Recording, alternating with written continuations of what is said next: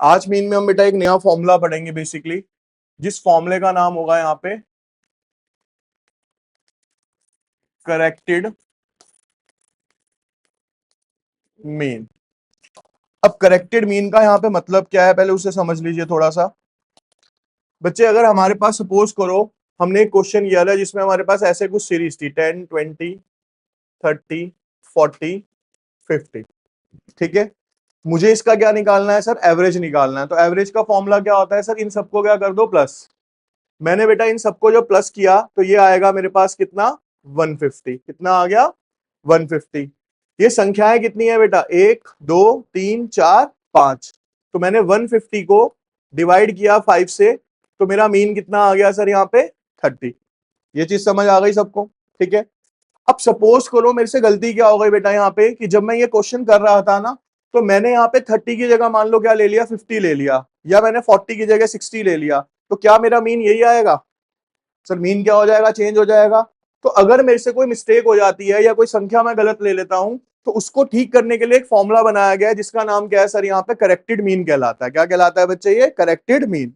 अब इसका फॉर्मूला होता है बच्चे basically sigma X wrong plus correct value minus incorrect value upon में एन। क्या है formula, sigma X wrong plus correct value minus incorrect value upon में एन। अब एक क्वेश्चन करा रहा हूं, यहां पे ध्यान से देखेंगे, फिर आपको एक क्वेश्चन करने के लिए भी दिया जाएगा।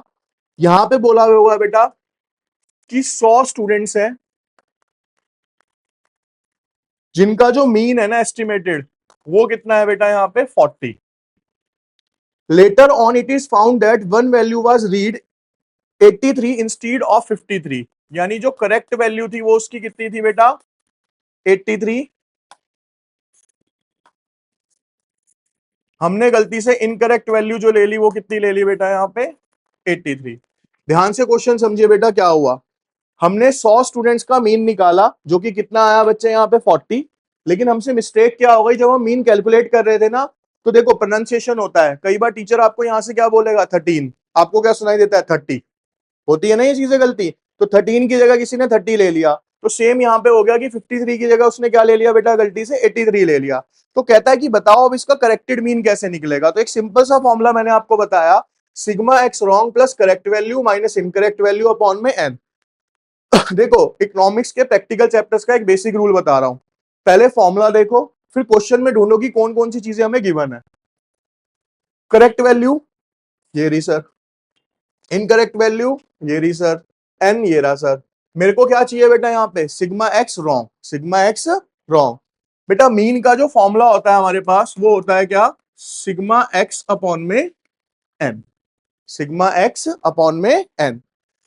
सॉरी, मीन कितना दिया हुआ है 40, सिग्मा एक्स तो मुझे निकालना ही है, एन कितना दिया हुआ है बेटा मेरे को 100।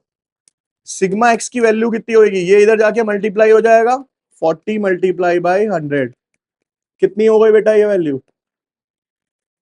कितनी आ गई वैल्यू ये 4000। 4000 समझ आ गया सबको कैसे आया। ये कौन सा आ गया बेटा सिग्मा एक्स रॉन्ग जो गलत मीन है, 400 आएगा 40 इंटू 100, कोई बात नहीं। 4000 plus correct value, correct value कितनी है बेटा इसके अंदर यहाँ पे 50, इनकरेक्ट वैल्यू कितनी है बेटा 83 अपॉन में एन कितना है 100। 4000 में से 53 ये करोगे तो 4000 माइनस 30 अपॉन में 100, 3970 अपॉन में, तो आंसर आ जाएगा आपका 39 इजी था फॉर्मूले के अकॉर्डिंगली। और अगर मेरे को पूरा दोबारा निकालना पड़ जाए तो बड़ा लंबा मेथड हो जाएगा ना, कि पहले आप पूरी 53 की जगह 83 रखो फिर दोबारा से पूरा फॉर्मूला करो, तो लंबा प्रोसेस है। तो शॉर्टकट है करेक्ट मीन निकालने का। अगर कोई मिस्टेक हो जाती है आपसे तो समझ आ गया ये सबको, क्लियर है। क्वेश्चन लिखिए बेटा, लिखिए भाई। क्वेश्चन था बेटा कि mean value of 40 families, 40 families का मतलब एन कितना हो गया बेटा आपके पास 40 इस 265।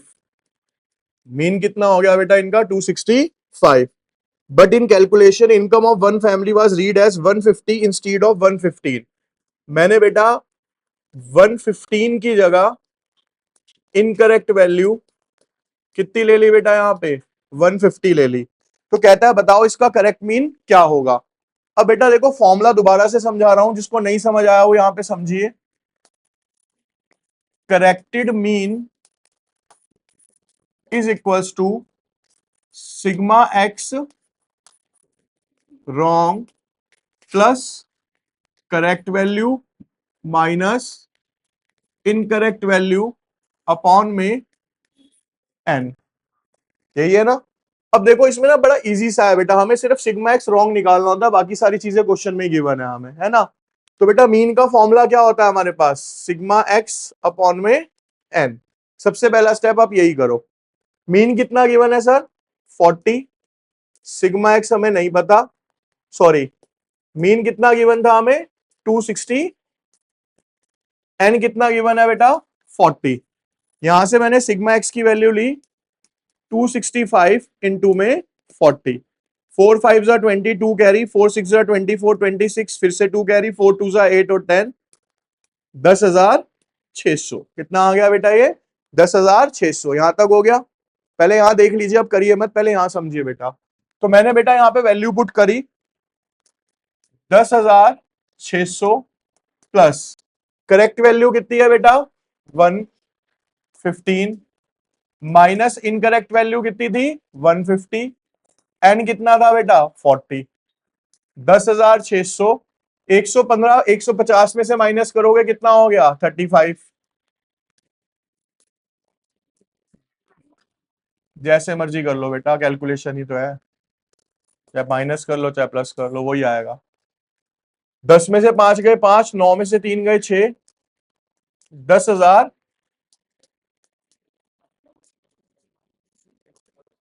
ठीक है। अब 10,565 को क्या कर दो आप, डिवाइड कर दो 264.12। ठीक है। कितना आ गया आपका आंसर 264.125। किस किस का नहीं आया था जैनमिन बताना सही। इसके बाद बच्चे हमारे पास एक फॉर्मूला होता है और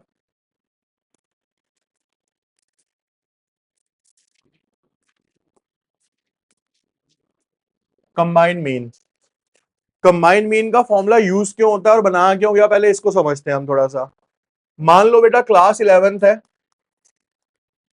उसके दो सेक्शंस है ए और बी। ठीक है। दोनों के क्लास टीचर ने इसका एवरेज निकाल रखा था, यानी क्लास ए का भी मीन निकला हुआ था और क्लास बी का भी मीन निकला हुआ था। यहां तक समझ आई। अब प्रिंसिपल सर का या मैम का ऑर्डर आता है, एक काम करो कि आप एक काम करो सेक्शन ए और बी का ना मेरे को दोनों का बताओ एवरेज कितना है। तो उसके लिए हम कौन सा फॉर्मूला यूज करेंगे बेटा, फिर यहाँ पे अब कंबाइंड मीन का फॉर्मूला यूज करेंगे।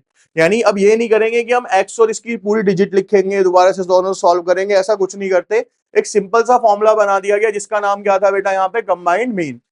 कंबाइंड मीन का जो फॉर्मूला है बेटा, देखो अगर आप दो डिजिट के लिए निकाल रहे हो यानी दो सीरीज के लिए निकाल रहे हो तो यहाँ पे आप लिखोगे क्या मीन 1 2। और अगर आप 3 के लिए निकालोगे तो क्या लिखोगे यहाँ पे 1 2 3।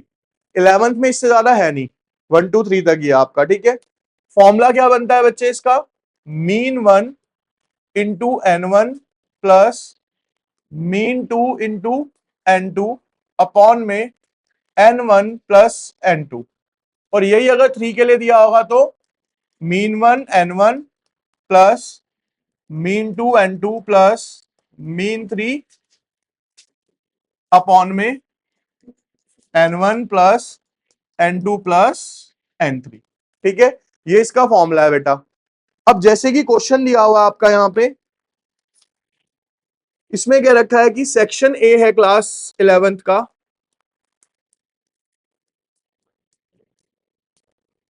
उसमें 40 बच्चे हैं और उनका जो मीन है बेटा, सॉरी इसमें 60 बच्चे हैं और इसका जो मीन है वो दिया हुआ है बेटा 40। और ऐसे ही सेक्शन एक बी है यहां पे, उसके अंदर बेटा 40 स्टूडेंट है और उसका जो मीन है बेटा वो दिया हुआ है हमें 35। ठीक है, तो हम बेसिकली क्या करेंगे यहाँ पे, इसको ले लेंगे n1 x1, ये क्या हो जाएगा n2 और मीन टू। यहां तक क्लियर। अब सिंपल इस वैल्यूज को उठाइए और कहां पे पुट करना है बेटा हमें, फॉर्मूले में। n1 कितना है sir 60 multiply by mean one कितना है सर 40 प्लस n2 कितना है सर 40 इनटू में मीन टू कितना है सर 30 अपॉन में n1 60 प्लस n2 40। समझ आ गया क्या करा, सिर्फ क्या करी हमने, उठा के वैल्यूज पुट कर दी एक एक इसके अंदर। क्लियर है यहां तक। अब इसको सॉल्व करेंगे तो बेटा 2400 प्लस 4 पंजे 20, 2 हासिल, 4 तिया 12 तो 14, नीचे कितना आ गया 100, ये कितना हो गया बेटा 30। आंसर कितना आ गया आपका, यानी दोनों का कंबाइंड मीन मिला के कितना आएगा बेटा आपका 38 आ जाएगा यहाँ पे। तो ये कंबाइंड फॉर्मूला यूज होता है कंबाइंड मीन निकालने के लिए आपका। क्लियर है यहां तक अब, ठीक है। क्वेश्चन लिखिए अभी।